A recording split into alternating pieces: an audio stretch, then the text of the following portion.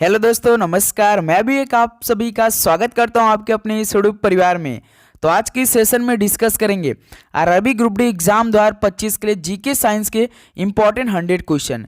तो ये क्लास आप सभी लोगों के लिए अति महत्वपूर्ण होने जा रहा है। तो इसमें आप लोग आरआरबी ग्रुप डी एग्जाम 2025 की तैयारी कर रहे हैं तो ये 100 सवालों को जरूर हल कर लीजिएगा। इससे आपको एक आइडिया लगने वाला है कि 2025 की शिफ्ट में कैसे जीके और साइंस के सवाल हमें देखने को मिलेगा। तो साथ ही इससे पहले तो हमने कई सारे मॉडल टेस्ट पेपर कंप्लीट किया है। तो इस मॉडल टेस्ट पेपर में हमने लगभग 60 से 65 सवाल को हल करे थे, लेकिन ये आपका 100 सवालों का टेस्ट होने जा रहा है। तो इससे आपको आइडिया तो जरूर लगेगा और प्लस आपकी तैयारी को भी परखेगा कि इसमें आपकी तैयारी कैसी चल रही है। तो फटाफट एक एक क्वेश्चन डिस्कस करेंगे बिना टाइम वेस्ट करते हुए। तो चलिए इस सेशन को स्टार्ट कर लेते हैं। तो डेली क्लास सुबह 8 बजे, एक 11:30 AM पे, शाम को 4 PM पे और शाम को 7:30 PM पे ये डेली क्लास की हमारी टाइमिंग रहती है। तो चलिए 100 सवालों को बहुत ही अच्छी तरीके से हल करते हैं।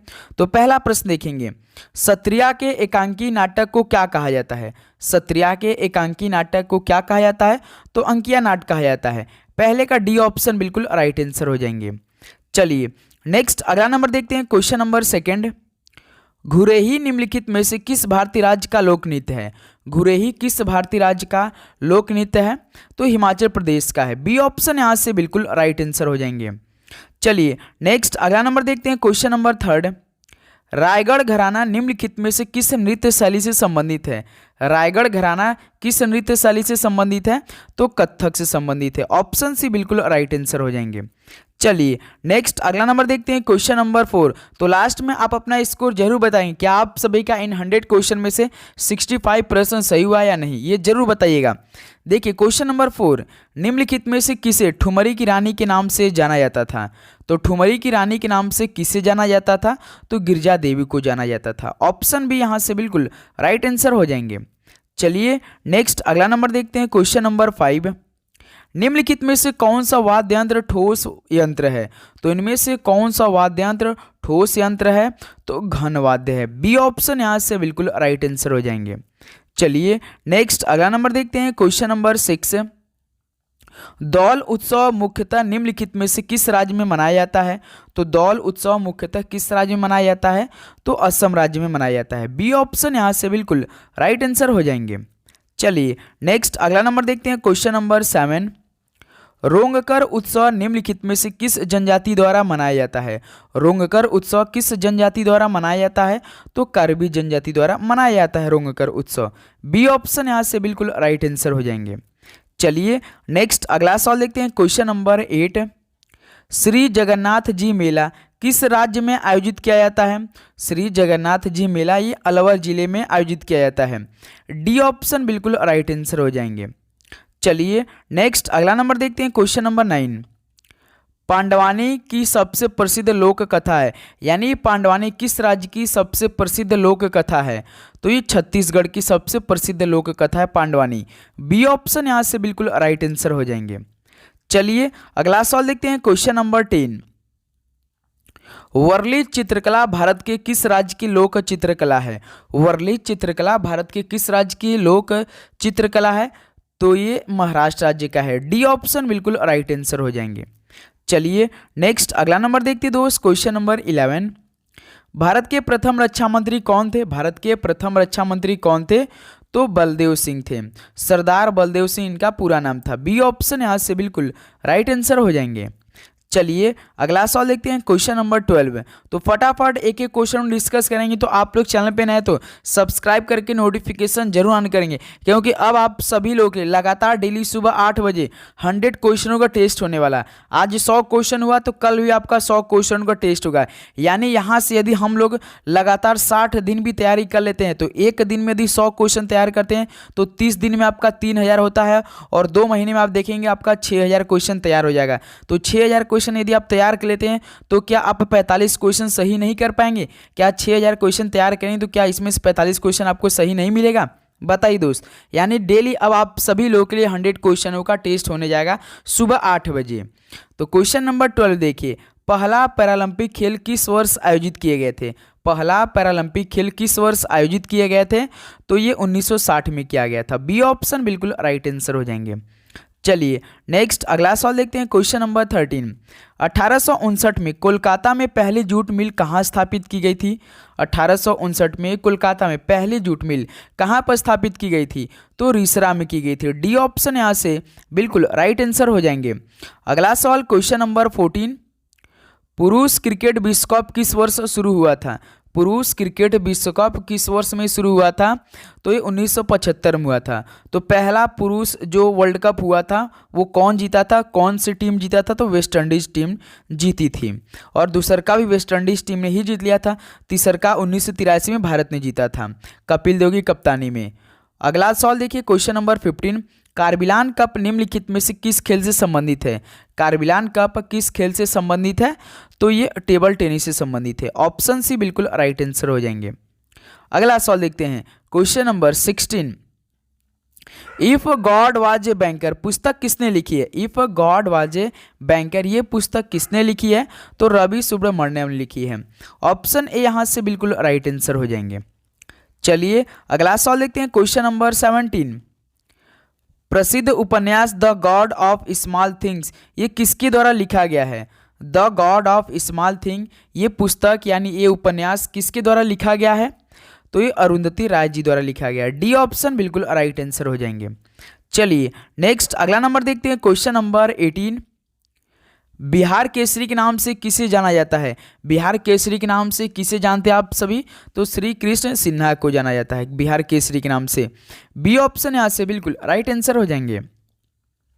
नेक्स्ट अगला नंबर देखते हैं क्वेश्चन नंबर 19 देखेंगे, भारत में राष्ट्रीय मतदाता दिवस कब मनाया जाता है? तो किस महीने मनाया जाता है भारत में राष्ट्रीय मतदाता दिवस?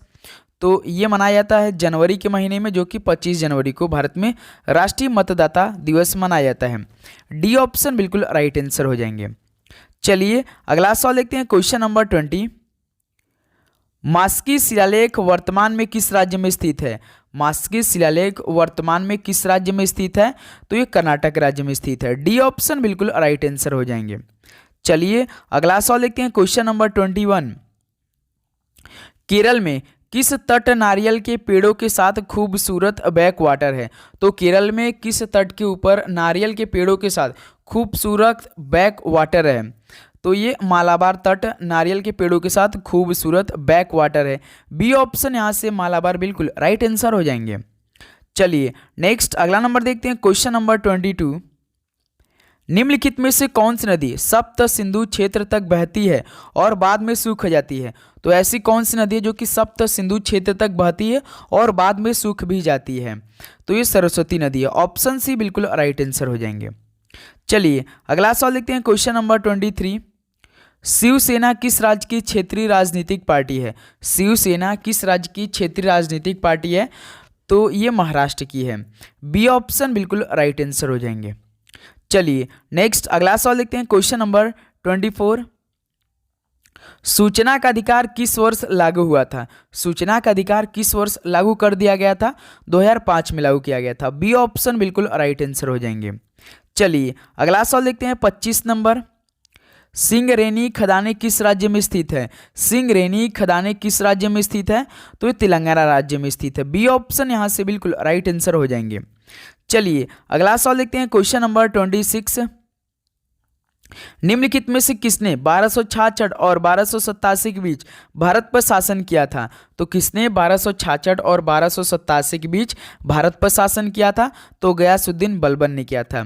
डी ऑप्शन बिल्कुल राइट आंसर हो जाएंगे। चलिए अगला नंबर देखते हैं 27 नंबर, 1944 में कोहिमा की लड़ाई किसके बीच लड़ी गई थी? तो 1944 में कोहिमा की लड़ाई हुई थी, जो कि किनके बीच लड़ी गई थी? तो शाही जापानी सेना और ब्रिटिश भारतीय सेना के बीच लड़ी गई थी कोहिमा की लड़ाई।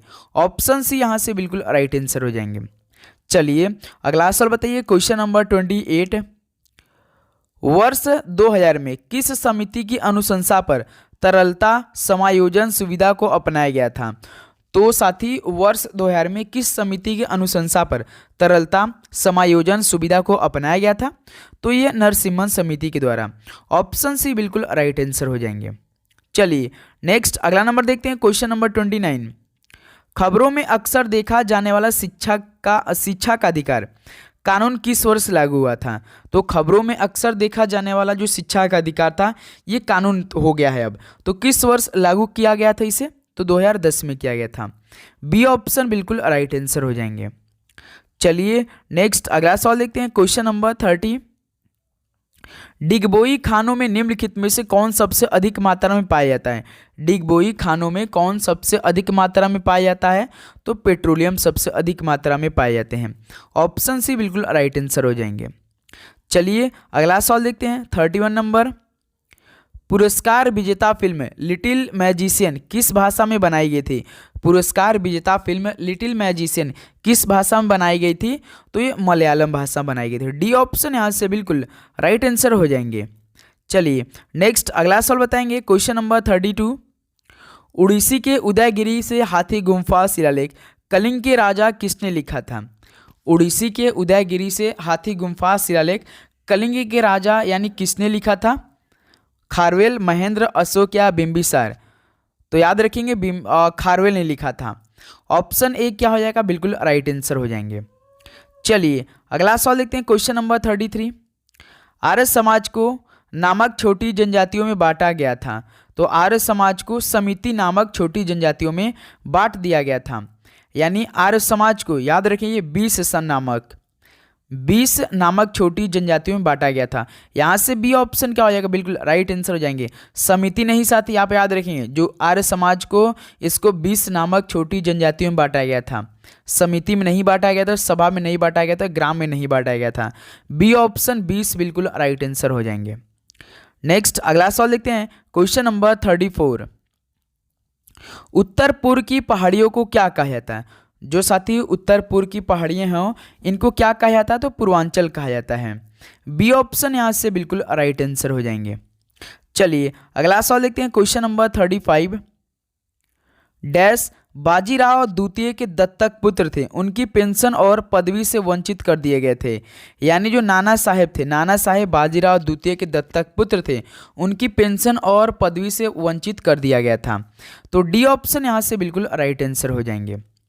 चलिए अगला सवाल देखते हैं, क्वेश्चन नंबर 36। कालबेलिया किस राज्य में एक लोकप्रिय नृत्य रूप है? कालबेलिया किस राज्य में एक लोकप्रिय नृत्य रूप है? तो राजस्थान की है कालबेलिया। बी ऑप्शन बिल्कुल राइट आंसर हो जाएंगे। तो आप सभी से हम एक सवाल पूछना चाहेंगे कि विदेशिया किस राज्य की है? विदेशिया किस राज्य की? कमेंट करके सवाल का राइट आंसर आप सभी बताएंगे। चलिए अगला सवाल देखते हैं, 37 नंबर। महाकाव्य रामायण किसने लिखा? तो महाकाव्य रामायण किसने लिखा है? तो वाल्मीकि जी के द्वारा लिखा गया रामायण। बी ऑप्शन बिल्कुल राइट आंसर हो जाएंगे। चलिए अगला सवाल देखते हैं, क्वेश्चन नंबर 38। नेल्सन मंडेला की जीवनी का शीर्षक क्या है? तो बताइए साथी कि नेल्सन मंडेला की जीवनी का शीर्षक क्या है? तो लॉन्ग वॉक टू फ्रीडम है। बी ऑप्शन यहाँ से बिल्कुल राइट आंसर हो रहे हैं। चलिए अगला सवाल बढ़ते हैं, क्वेश्चन नंबर 39। भारत किसके साथ स्थलीय सीमा साझा नहीं करता है? स्थलीय सीमा जो साझा नहीं करता भारत, वो देखिए अफगानिस्तान के साथ करता है, चीन के साथ भी करता है, बांग्लादेश का साथ भी करता है, लेकिन श्रीलंका देश के साथ नहीं करता है। तो यहाँ से ऑप्शन ए बिल्कुल राइट आंसर हो जाएंगे। चलिए अगला सवाल देखते हैं, क्वेश्चन नंबर 40। मौर्य काल के साहित्यिक स्रोतों में इंडिया और कौन शामिल है? मौर्य काल के साहित्यिक स्रोतों में इंडिया और कौन शामिल है?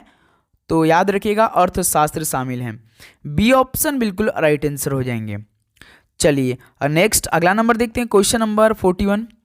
सतपुरा रेंज में माउंट धूपगढ़ सबसे ऊंची चोटी है, जो कि किस राज्य में स्थित है? सतपुरा रेंज में माउंट धूपगढ़ सबसे ऊंची चोटी है, जो कि किस राज्य में स्थित है? तो एमपी में स्थित है, मध्य प्रदेश में स्थित है। ऑप्शन सी बिल्कुल राइट आंसर हो जाएंगे। चलिए अगला सवाल देखते हैं, question number 42। Begum Hazrat Mahal cup किस खेल से संबंधित है? तो ये पहला सवाल आप पढ़ रहे होंगे कि बेगम हजरत महल कप भी होता है, तो बताइए किस खेल से संबंधित है?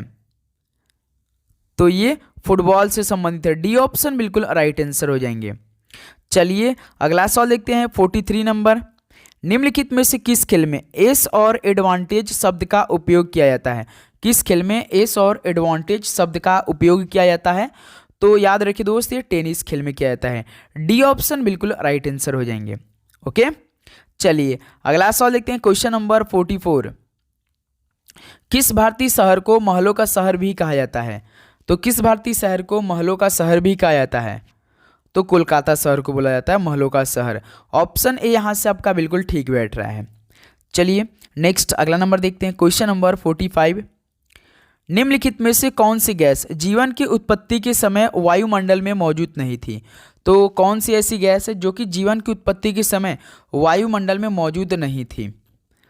तो आप याद रखेंगे CO यानी कार्बन मोनोऑक्साइड, ये जीवन की उत्पत्ति के समय वायुमंडल में मौजूद थी, और NH3 भी मौजूद थी, CH4 भी मौजूद थी, लेकिन भाई O2 मौजूद नहीं थी। ऑप्शन ए यहाँ से ऑक्सीजन आपका बिल्कुल राइट आंसर हो जाएंगे। चलिए नेक्स्ट अगला सवाल देखते हैं, क्वेश्चन नंबर 46। निम्नलिखित में से क्या अर्थव्यवस्था के तृतीय क्षेत्र के अंतर्गत आता है? तो क्या अर्थव्यवस्था के तृतीय क्षेत्र के अंतर्गत आता है? तो बैंकिंग आता है। ऑप्शन सी यहाँ से बिल्कुल राइट आंसर हो जाएंगे। तो लास्ट में आप सभी का कितना स्कोर बन रहा है जरूर साथी आप बताएंगे, वो भी 1/3 नेगेटिव मार्किंग के साथ, क्योंकि इस बार आपका ग्रुप डी का एग्जाम में 1/3 का नेगेटिव मार्किंग होने वाला है। यदि आप 3 प्रश्न सही करते हैं, आप 3 सही प्रश्न मान लेते हैं, 3 सही प्रश्न, 3 प्रश्न गलत करते हैं, 3 प्रश्न गलत करेंगे तो एक आपका साथी नंबर कटेगा जो आप सही किए रहेंगे। यानी ग्रुप डी का एग्जाम 100 क्वेश्चन 100 नंबर का होता है, 1/3 का नेगेटिव मतलब कि यही होता है कि 3 गलत करने पर एक सही वाले में से चला जाता है। तो प्रसिद्ध पुस्तक न्यू इंडिया के लेखक कौन है? प्रसिद्ध पुस्तक न्यू इंडिया के लेखक कौन है? तो एनी बेसेंट है। ऑप्शन सी बिल्कुल राइट आंसर हो जाएंगे। चलिए अगला सवाल देखते हैं, क्वेश्चन नंबर 48। भारतीय संविधान में प्रथम संशोधन किस वर्ष किया गया था?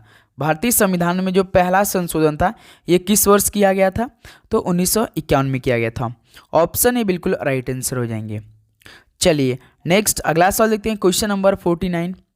1781 में बंगाल के पहले गवर्नर जनरल वॉरेन हेस्टिंग ने मुस्लिम कानून के अध्ययन और शिक्षण के लिए ये कहाँ पे मदरसा की स्थापना की थी?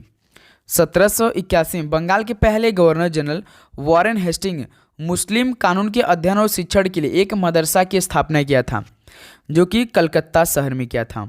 डी ऑप्शन यहाँ से बिल्कुल राइट आंसर हो जाएंगे। चलिए अगला सवाल बताइए, क्वेश्चन नंबर 50। शुष्क पर्णयाती जंगल गिर ये किस राज्य में स्थित है? शुष्क पर्णयाती जंगल गिर ये कहाँ पर स्थित है? तो गुजरात राज्य में स्थित है। बी ऑप्शन यहाँ से बिल्कुल राइट आंसर हो जाएंगे। चलिए नेक्स्ट अगला नंबर देखते हैं, क्वेश्चन नंबर 51। भारत की कम्युनिस्ट पार्टी का प्रतीक चिन्ह निम्न में से क्या है? तो भारत की कम्युनिस्ट पार्टी का प्रतीक चिन्ह इनमें से क्या है? तो मक्के और हंसिया है। ऑप्शन सी यहाँ से बिल्कुल राइट आंसर हो जाएंगे।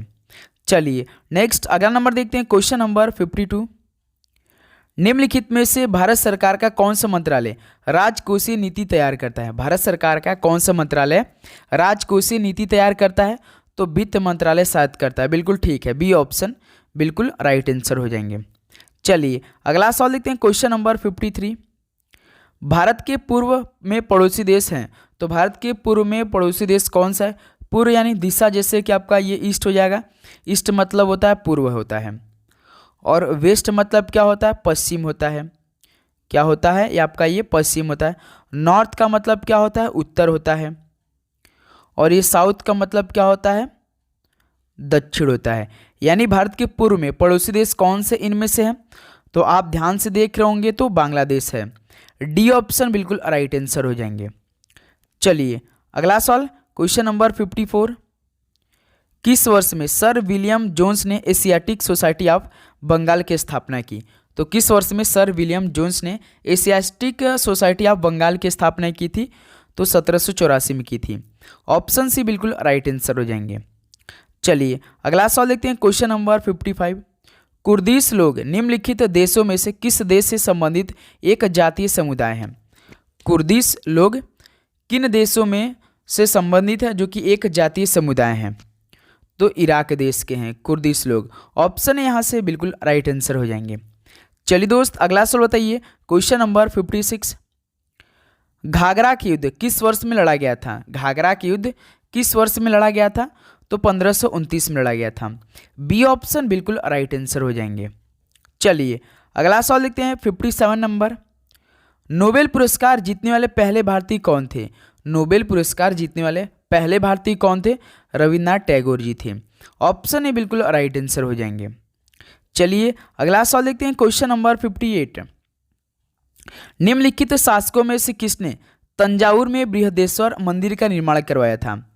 तो निम्नलिखित शासकों में से किसने तंजावुर में बृहदेश्वर मंदिर का निर्माण करवाया था? तो राजा चोल ने करवाया था। तो बी ऑप्शन यहाँ से बिल्कुल राइट आंसर हो जाएंगे। चलिए दोस्त अगला सवाल बताइए, क्वेश्चन नंबर 59। एंजिल जलप्रपात कहाँ पर स्थित है? एंजिल जलप्रपात ये कहाँ पर स्थित है? तो वेनेजुएला में स्थित है। ऑप्शन ए यहाँ से बिल्कुल राइट आंसर हो जाएंगे।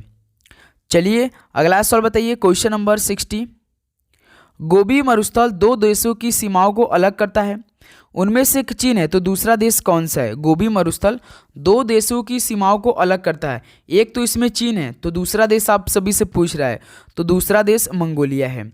बी ऑप्शन यहाँ से बिल्कुल राइट आंसर हो जाएंगे। चलिए अगला सवाल देखते हैं, question number 61। Cricket my style पुस्तक किसने लिखी है? क्रिकेट माई स्टाइल ये पुस्तक किसने लिखी है? तो कपिल देव जी ने लिखी है, यानी ये ऑप्शन यहाँ से आपका बिल्कुल राइट आंसर हो जाएंगे। चलिए अगला सवाल देखते हैं, क्वेश्चन नंबर 62। निम्नलिखित में से कौन सा केंद्र भारत में डच वाणिज्यिक केंद्र नहीं था? तो कौन सा केंद्र भारत में डच वाणिज्यिक केंद्र नहीं था? तो वो मछलीपट्टनम था। डी ऑप्शन बिल्कुल राइट आंसर हो जाएंगे। चलिए अगला सवाल देखते हैं, क्वेश्चन नंबर 63 क्या दे रहे, यहाँ सब आप सभी के बीच साइंस के सवाल मिलने वाले, यानी 38 क्वेश्चन हम लोग साइंस के करने वाले। लगभग आपका 38 में से टारगेट 20 प्लस होना चाहिए, 20 से अधिक सही करने का टारगेट आप रखेंगे आज के सेशन से साइंस के पोर्शन से। जैसे पल्स की तरंग, यानी पल्स जो होती है वो कुछ समय की तरंग होती है, जो पल्स होती है ना ये कुछ समय की तरंग होती हैं। ऑप्शन ए यहाँ से बिल्कुल राइट आंसर हो जाएंगे। चलिए अगला सवाल देखते हैं, क्वेश्चन नंबर 64। मानव आनुवांशिकी का पता किससे लगाया जा सकता है? मानव आनुवांशिकी का पता किससे लगाया जा सकता है? तो अमेरिकी उत्पत्ति, शायद अमेरिकी, बिल्कुल नहीं, अफ्रीकी उत्पत्ति से लगाया जा सकता है। ऑप्शन यहाँ से बिल्कुल राइट आंसर हो जाएंगे। चलिए नेक्स्ट अगला नंबर देखते हैं, क्वेश्चन नंबर 65। कवक की कोशिका भित्ति कठोर जटिल शर्करा से बनी होती है, जिसे क्या कहते हैं? कवक की कोशिका भित्ति कठोर जटिल शर्करा से बनी होती है, जिसे क्या कहा जाता है? तो काइटिन कहा जाता है। ऑप्शन यहाँ से बिल्कुल राइट आंसर हो जाएंगे। चलिए अगला सवाल देखते हैं, क्वेश्चन नंबर 66 देखिए। किसमें मांसपेशियों के लयबद्ध संकुचन के परिणाम स्वरूप बच्चा पैदा होता है? तो किसमें मांसपेशियों के लयबद्ध संकुचन के परिणाम स्वरूप बच्चा पैदा होते हैं? तो ये गर्भाशय में। ऑप्शन सी बिल्कुल राइट आंसर हो जाएंगे। चलिए अगला सवाल देखते हैं, क्वेश्चन नंबर 67 क्या दे रखा है? प्रकार के उत्तक ग्रंथियों का निर्माण करते हैं, यानी किस प्रकार के उत्तक ग्रंथियों का निर्माण करते हैं? तो ये उपकला प्रकार के उत्तक ग्रंथियों का निर्माण करते हैं। ऑप्शन भी यहाँ से बिल्कुल राइट आंसर हो जाएंगे। चलिए नेक्स्ट अगला नंबर बताइए, क्वेश्चन नंबर 68 देखेंगे। पानी का क्वथनांक बिंदु कितना डिग्री सेल्सियस होता है? पानी का क्वथनांक कितना डिग्री सेल्सियस होता है? तो 100 डिग्री सेल्सियस होता है। ऑप्शन है बिल्कुल राइट आंसर हो जाएंगे। तो आप जितना भी पानी पीते होंगे आपके शरीर को तो स्वस्थ रहेगा, लेकिन पानी में 0 कैलोरी मिलता है। याद रखिए, जो कैलोरी होता है ना, पानी में 0 कैलोरी मिलता है। अब चाहे कितना फ्रेश वाटर पी ले, कोई भी ऐसा वाटर पी लेंगे तो भाई इसमें 0 कैलोरी मिलता है, ये बात याद रखिएगा। अगला सवाल देखिए 69 नंबर। ऊष्मा और प्रकाश उत्पन्न करने वाली ऑक्सीकरण अभिक्रिया को क्या कहा जाता है? ऊष्मा और प्रकाश उत्पन्न करने वाली ऑक्सीकरण अभिक्रिया को क्या कहा जाता है? तो दहन कहा जाता है। बी ऑप्शन बिल्कुल राइट आंसर हो जाएंगे। चलिए नेक्स्ट अगला सवाल देखते हैं, क्वेश्चन नंबर 70। सभी अम्लों के लिए उभयनिष्ठ तत्व है, तो इनमें से कौन सभी अम्लों के लिए उभयनिष्ठ तत्व है? तो वो कौन सा? हाइड्रोजन है। डी ऑप्शन यहाँ से बिल्कुल राइट आंसर हो जाएंगे। चलिए नेक्स्ट अगला नंबर देखते हैं, क्वेश्चन नंबर 71। आवर्त सारणी में किसी तत्व का गुणधर्म किस पर निर्भर करता है? तो आवर्त सारणी में किसी तत्व का गुणधर्म ये किस पर निर्भर करता है? तो इलेक्ट्रॉनिक विन्यास पर निर्भर करता है। डी ऑप्शन बिल्कुल राइट आंसर हो जाएंगे। अगला सवाल देखते हैं, क्वेश्चन नंबर 72। आधुनिक आवर्त सारणी में समान वर्ग के तत्वों में समान क्या होती है या होता है? तो आधुनिक आवर्त सारणी में समान वर्ग के तत्वों में समान क्या होता है? तो संयोजी इलेक्ट्रॉन होते हैं। डी ऑप्शन यहाँ से बिल्कुल राइट आंसर हो जाएंगे। चलिए अगला सवाल देखते हैं 73 नंबर। किस धातु को केवल विद्युत अपघटन द्वारा निष्कासित किया जाता है? तो किस धातु को केवल विद्युत अपघटन द्वारा निष्कासित किया जाता है? तो एल्युमिनियम को किया जाता है। ऑप्शन यहाँ से बिल्कुल राइट आंसर हो जाएंगे। चलिए अगला सवाल देखते हैं क्वेश्चन नंबर 74। कौन सा धातु ऑक्साइड एक उभयधर्मी ऑक्साइड है? तो इनमें से कौन सा धातु ऑक्साइड एक उभयधर्मी ऑक्साइड है? तो एल्युमिनियम ही है। बी ऑप्शन यहाँ से बिल्कुल राइट आंसर हो जाएंगे। चलिए अगला सवाल देखते हैं क्वेश्चन नंबर 75। रॉड और कोन ये किस में पाए जाते हैं? जो साथी रॉड होते हैं और एक कोन होते हैं, ये किस में पाए जाते हैं? क्या दिल में पाए जाते हैं, फेफड़े में पाए जाते हैं, कि नाक में, कि आँख में पाए जाते हैं? यानी जो रॉड और कोन होते हैं ये आँख में पाए जाते हैं। ऑप्शन सी यहाँ से बिल्कुल राइट आंसर हो जाएंगे। चलिए अगला सवाल देखते हैं क्वेश्चन नंबर 76। एक चालक का प्रतिरोध किसके समानुपाती होता है? एक चालक का प्रतिरोध किसके समानुपाती होता है? तो ये लंबाई के समानुपाती होता है एक चालक का प्रतिरोध। डी ऑप्शन यहाँ से बिल्कुल राइट आंसर हो जाएंगे। चलिए नेक्स्ट अगला नंबर देखते हैं दोस्त क्वेश्चन नंबर 77। लाइकेन पादप ये किस भाग के अंतर्गत आता है? लाइकेन पादप ये किस भाग के अंतर्गत आता है? ब्रायोफाइटा, थैलोफाइटा, टेरिडोफाइटा या एंजियोस्पर्म? तो ये आता है थैलोफाइटा के भाग के अंतर्गत। बी ऑप्शन यहाँ से बिल्कुल राइट आंसर हो जाएंगे। चलिए अगला सवाल देखते हैं क्वेश्चन नंबर 78। मनुष्य की आवाज किसके द्वारा वाक तंतु से उत्पादित होती है? मनुष्य की आवाज ये तो कंपन के द्वारा वाक तंतु से उत्पादित होती है। ऑप्शन सी कंपन बिल्कुल राइट आंसर हो जाएंगे। चलिए नेक्स्ट अगला नंबर देखते हैं क्वेश्चन नंबर 79। किस प्रकार के जीवों को अंडज जीव कहा जाता है? तो किस प्रकार के जीव को अंडज जीव भी कहा जाता है? तो अंड प्रजक को बोला जाता है। ऑप्शन यहाँ से देखेंगे सी बिल्कुल राइट आंसर हो जाएंगे। चलिए अगला सवाल देखते हैं 80 नंबर क्या दे रखा है? कार्बन के निम्नलिखित में से किस मिश्रण में द्रवीकरण और क्वथनांक का तापमान उच्चतम होता है? तो कार्बन के किस मिश्रण में द्रवीकरण और क्वथनांक का तापमान उच्चतम लेवल के होते हैं? तो ये एसिटिक अम्ल में होते हैं। ऑप्शन ए यहाँ से बिल्कुल राइट आंसर हो जाएंगे। तो साथ ही उम्मीद करूंगा आपको हर एक प्रश्न बहुत ही अच्छी तरीके से समझ में आ रहे होंगे। तो साथ ही कोई भी प्रश्न में आप सभी को डाउट लग रहा होगा तो जरूर बताइएगा आप लोग। ओके देखिए 81 नंबर, सबसे अधिक तन्य धातु इनमें से कौन सा है? बताइए सबसे अधिक तन्य धातु इनमें से कौन सा है? बताएंगे जिंक है, गोल्ड है, एल्युमिनियम है या आपका साथी कॉपर है? बताइए। तो सबसे अधिक तन्य धातु इनमें से तो Au है। कौन? Au का मतलब क्या होता है? किसका प्रतीक है भाई? गोल्ड का प्रतीक है। तो यहाँ से सी ऑप्शन बिल्कुल राइट आंसर हो जाएंगे। चलिए नेक्स्ट अगला नंबर देखते हैं क्वेश्चन नंबर 82 क्या दे रखा है भाई? ओम मीटर किसकी इकाई है? ओम मीटर ये किसकी इकाई होती है? तो प्रतिरोधकता की इकाई है। ऑप्शन ए यहाँ से बिल्कुल राइट आंसर हो जाएंगे। चलिए अगला सवाल देखते हैं क्वेश्चन नंबर 83। इनमें से किस वस्तु में गतिज ऊर्जा नहीं होती है? तो किस वस्तु में गतिज ऊर्जा नहीं होती है? तो ये उठा हुआ हथौड़ा में। ऑप्शन बी बिल्कुल राइट आंसर हो जाएंगे। चलिए अगला सवाल देखते हैं क्वेश्चन नंबर 84। वायु दाब को क्या कहा जाता है? वायु दाब को क्या कहा जाता है? तो वायुमंडलीय दाब कहा जाता है। ऑप्शन सी बिल्कुल राइट आंसर हो जाएंगे। चलिए अगला सवाल देखते हैं क्वेश्चन नंबर 85। निम्नलिखित में से कौन सा पुनर्जनन और मुकुल द्वारा उत्पन्न हो सकता है? तो कौन सा पुनर्जनन और मुकुल द्वारा उत्पन्न हो सकता है? तो हाइड्रा हो सकता है। बी ऑप्शन बिल्कुल राइट आंसर हो जाएंगे। चलिए नेक्स्ट अगला नंबर देखते हैं क्वेश्चन नंबर 86। तारामीन यानी स्टारफिश ये किस समूह से संबंधित है? जो साथियों स्टारफिश है ये किस समूह से संबंधित है? एकाइनोडोर्मेटा से, एनिलिडा से या पोरीफेरा से या नेमाटोड से? तो स्टारफिश ये एकाइनोडोर्मेटा से समूह से संबंधित है। ऑप्शन यहाँ से बिल्कुल राइट आंसर हो जाएंगे। चलिए अगला सवाल देखते हैं 87 नंबर। निम्न में से किसमें त्रिआबंध होता है? तो किसमें त्रिआबंध होता है? तो ये प्रोपाइन में होते हैं। डी ऑप्शन बिल्कुल राइट आंसर हो जाएंगे। त्रिआबंध का मतलब आप देखेंगे साथी, जैसे CH है तो इसके बाद त्रि ऐसे आपका लाइन खींचे रहेंगे, इसे क्या बोलते हैं? त्रिआबंध बोलते हैं। ओके, तो प्रोपाइन में त्रिआबंध होते हैं। चलिए अगला सवाल देखते हैं 88 नंबर।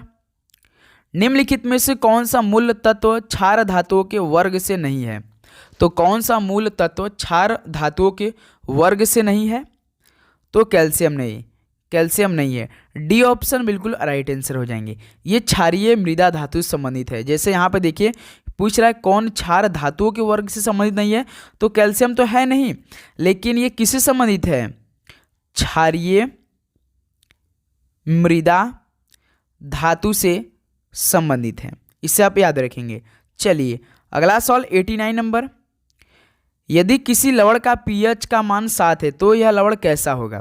यदि किसी लवण का pH का मान 7 होता है तो यह लवण प्रबल अम्ल होता और प्रबल क्षार होता है। बी ऑप्शन बिल्कुल राइट आंसर हो जाएंगे। चलिए नेक्स्ट 90 नंबर देखते हैं दोस्त। किसी तत्व की संयोजक शक्ति क्षमता क्या कहलाती है? तो किसी तत्व की संयोजक शक्ति यानी क्षमता क्या कहलाती है? तो संयोजकता कहलाती है। डी ऑप्शन बिल्कुल राइट आंसर हो जाएंगे। चलिए 91 नंबर देखते हैं। आधुनिक आवर्त सारणी में कितने आवर्त में केवल गैसें हैं? तो आधुनिक आवर्त सारणी में कितने आवर्त में केवल गैसें शामिल है? 4, 1, 2 या 3 में? तो भाई केवल एक आवर्त में गैसें शामिल हैं। बी ऑप्शन यहाँ से बिल्कुल राइट आंसर हो जाएंगे। चलिए नेक्स्ट अगला नंबर देखते हैं क्वेश्चन नंबर 92 के सबसे बाह्यतम कोश में 1 से 3 इलेक्ट्रॉन होते हैं। तो किस अधातु या धातु, हैलोजन या उपधातु में 1 से 3 इलेक्ट्रॉन होते हैं बाह्यतम यानी बाहरी कोश में?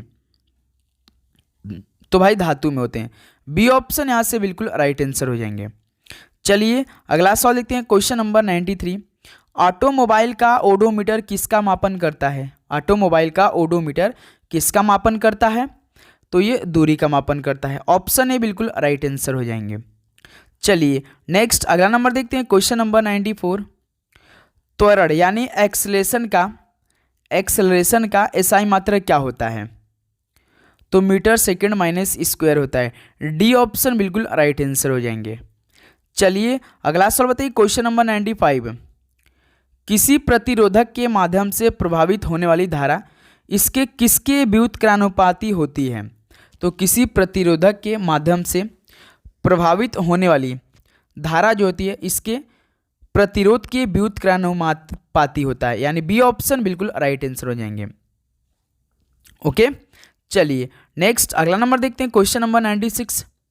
किसी वस्तु के द्रव्यमान का मापन किसका मापन कहलाता है?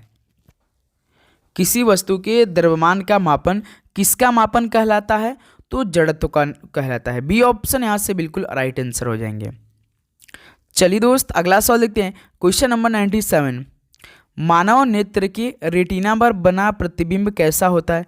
मानव नेत्र के रेटिना पर जो बनता है प्रतिबिंब वो कैसा होता है? तो वास्तविक होता है और उल्टा होता है। वास्तविक तथा उल्टा होता है। ऑप्शन ए यहाँ से बिल्कुल राइट आंसर हो जाएंगे। चलिए नेक्स्ट अगला नंबर देखते हैं क्वेश्चन नंबर 98। ध्वनि का वेग किसमें न्यूनतम होता है? तो साथियों ध्वनि का वेग किसमें न्यूनतम होता है? तो कार्बन डाइऑक्साइड में न्यूनतम होता है ध्वनि का वेग। डी ऑप्शन बिल्कुल राइट आंसर हो जाएंगे। चलिए नेक्स्ट अगला नंबर देखते हैं क्वेश्चन नंबर 99। ऋणात्मक त्वरण किस विपरीत दिशा में होता है? ऋणात्मक त्वरण किस विपरीत दिशा में होता है? तो ये वेग के विपरीत दिशा में होता है। ऑप्शन ए बिल्कुल राइट आंसर हो जाएंगे। चलिए लास्ट 100 क्वेश्चन देखते हैं। निम्नलिखित में से किस शासक ने देवपुत्र की उपाधि धारण की थी? तो किस शासक ने देवपुत्र की उपाधि धारण कर ली थी? तो मेरे दोस्त ये कुषाण शासक ने की थी। ऑप्शन बी कुषाण बिल्कुल राइट आंसर हो जाएंगे। तो साथ ही फाइनली टोटल 100 क्वेश्चन कंप्लीट हो चुका आज के सेशन से। तो आप लोग बताइए कि आप सभी का कितना स्कोर रहा आज की सेशन से। सभी साथी उम्मीद बताएंगे कि आप सभी का कितना स्कोर रहा आज की सेशन से।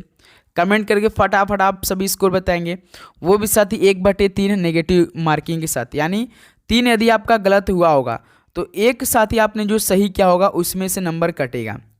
यानी 100 क्वेश्चन 100 नंबर की आपका पेपर था। तो बताइए लगभग 100 नंबर में से आपका कितना नंबर बना आज की सेशन से। तो साथ ही उम्मीद करूँ ये सेशन बहुत ही हेल्पफुल लगा होगा। तो आप लोग चैनल पे नए हैं तो सब्सक्राइब करके नोटिफिकेशन जरूर ऑन करेंगे, क्योंकि लगातार क्लास अब सभी लोगों के लिए यहाँ प्रोवाइड होने वाली इस यूट्यूब चैनल पे। कोई भी प्रश्न में आपको डाउट हो तो कमेंट करके जरूर बताइए। और इसका सिलेबस वही होता है GK, science, math, reasoning. Reasoning में 30 क्वेश्चन जो कि सबसे अधिक आते हैं, जीके का 20 क्वेश्चन आते हैं, मैथ और 25 क्वेश्चन और साइंस का 25 क्वेश्चन। ओके, ये सिलेबस होता है और कंप्यूटर पे इसका पेपर होता है, एक बात याद रखेंगे। तो चलिए दोस्त, इस सेशन को यहीं पर समाप्त करते हैं। मिलते हैं 11:30 AM पे एक और नए सेशन के साथ। सभी को जय हिंद, वंदे मातरम। पढ़ाई करते रहिए। ऑल द बेस्ट, धन्यवाद।